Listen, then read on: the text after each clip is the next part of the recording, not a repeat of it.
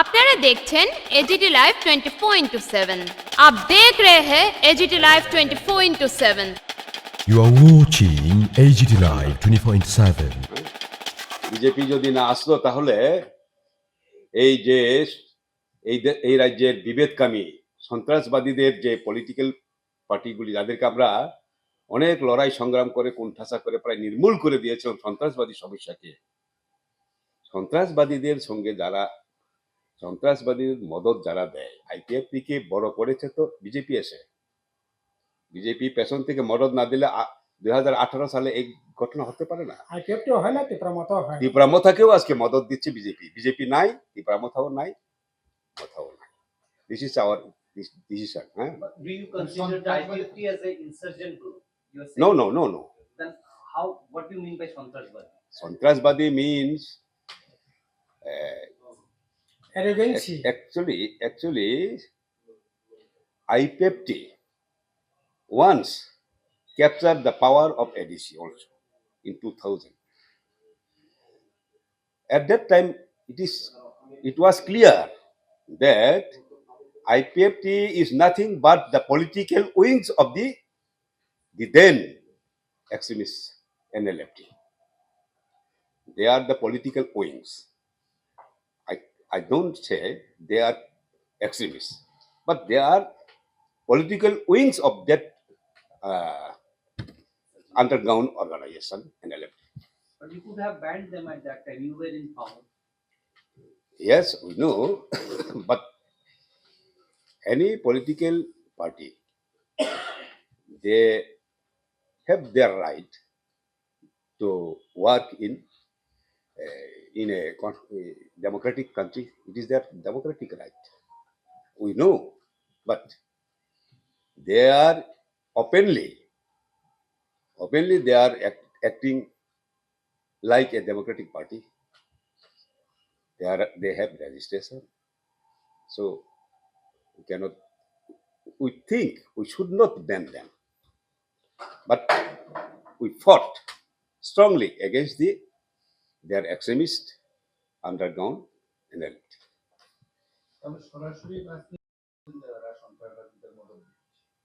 সন্ত্রাসবাদীদের রাজনৈতিক উইংস আর সন্ত্রাসবাদী এক না, তাদেরই একটা অংশ আন্ডারগ্রাউন্ডে ছিল। It is open secret.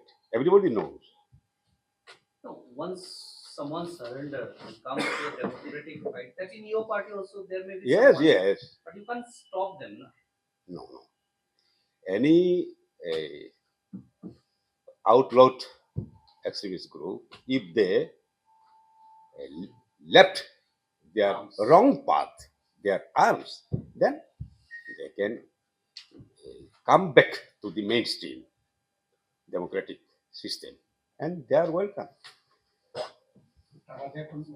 Yes, yes. যদি অস্ত্র পরিহার করে, তাদের ভুল পথ পরিহার করে, আমরা তাদের স্বাগত জানাবো। এখনো যারা এই কাজ করেছে তাদেরকে আমরা এক্সট্রিমিস্ট বলে অ্যাকিউজ করি না।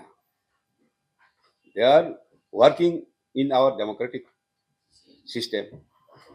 তখনকার সময়ে বামফ্রন্ট সরকার তো এই আবেদন আওয়ার চার্টার অফ ডিমান্ডস, এগুলো আমাদের প্রচারে থাকবে। আর তাদের failure, they lost our autonomy কোনটা? According to the 6th schedule customary law এটা হতে পারে। সেই কারণেই ডিউরিং লেফট আমরা জামাতিয়া কাস্টমারিকে স্বীকৃতি দিয়েছি, কিন্তু লেফটের পরে এই নতুন গভর্নমেন্ট এসে রিয়াং কাস্টমারি ল, ত্রিপুরা কাস্টমারি ল, কলই কাস্টমারি ল এডিসি থেকে তারা পাঠিয়েছে, পাঠানো হয়েছে, কিন্তু একটাও অ্যাপ্রুভ হয় নাই। বাট এই কাস্টমারি ল এটা কিন্তু 6th শিডিউলের প্রভিশনে আছে, এটা পেতে পারে ট্রাইবেল, এটা দেয় নাই।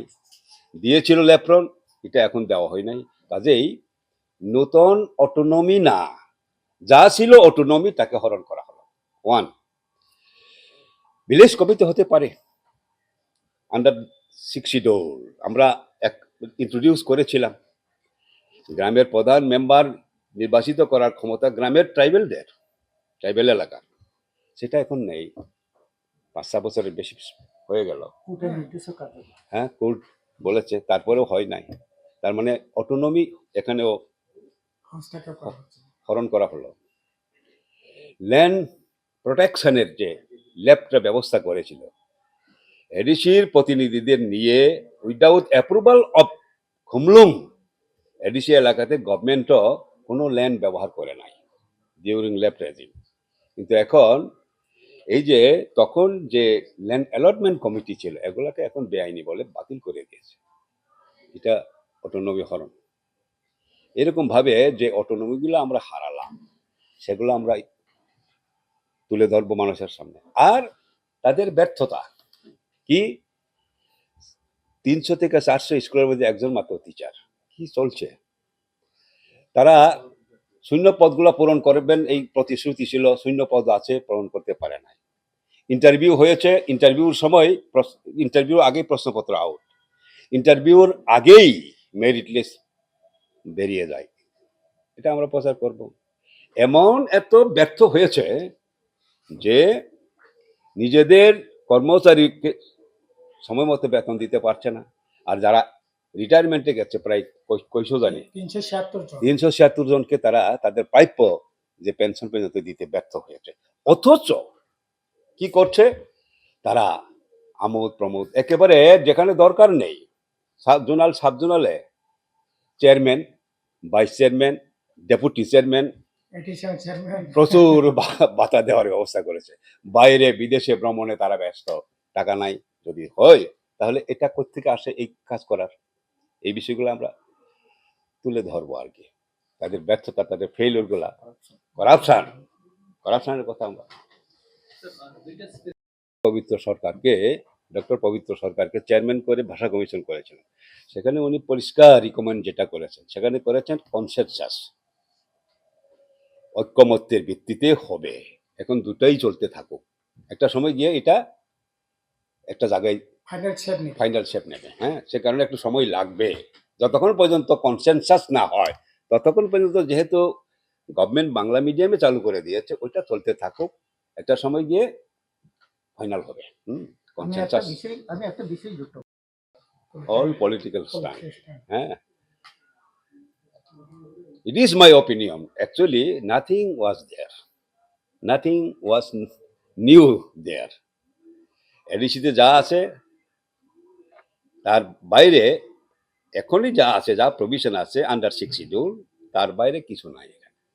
কাজে এটা পলিটিক্যাল স্ট্যান্ড। হ্যাঁ, এবং যা আমরা বলেছি তাই প্রমাণিত হয়েছে।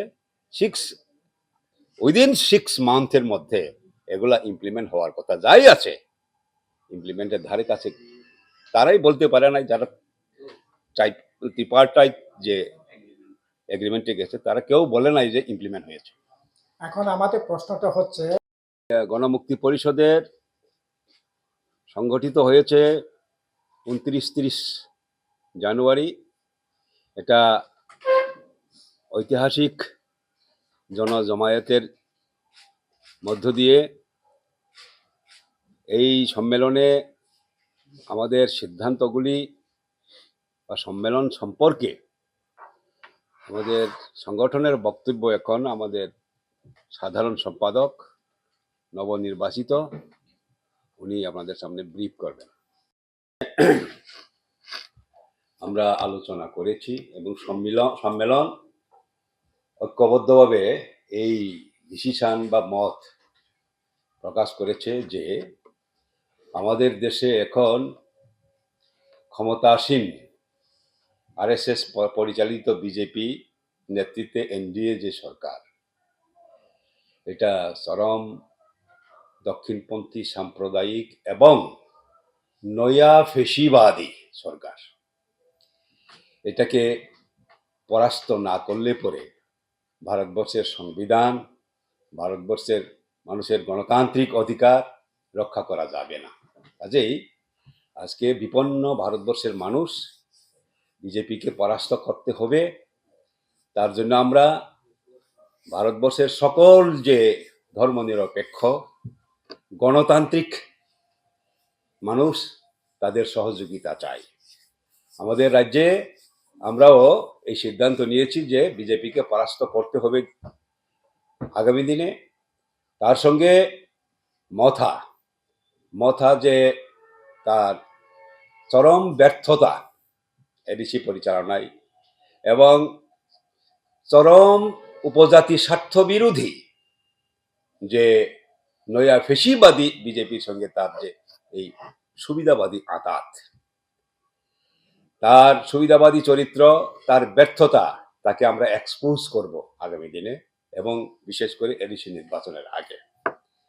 তারপরেও শত্রু আমাদের সামনে, একদিকে বিজেপি আর একদিকে মথা, দুটোই। তারপরেও সম্মেলন এটা সিদ্ধান্ত গ্রহণ করেছে এই দুটা শত্রুর মধ্যে প্রধান শত্রু কোনটা? প্রধান শত্রু বিজেপি। এই বিজেপিকে পরাস্ত করার জন্য যারাই আমাদের সঙ্গে আসতে চায় তাদের সঙ্গে আমরা ঐক্যবদ্ধভাবে লড়াই করে बीजेपी की परास्त करार चेष्टा चालिए जाओ। এটা আমাদের সম্মেলন। ये न्यूज कंटेंट देखने के लिए शुक्रिया। अगर आपका कोई सुझाव है तो हमें कमेंट कीजिए, सब्सक्राइब कीजिए AGT Live 24/7। Thanks for watching AGT Live 24/7.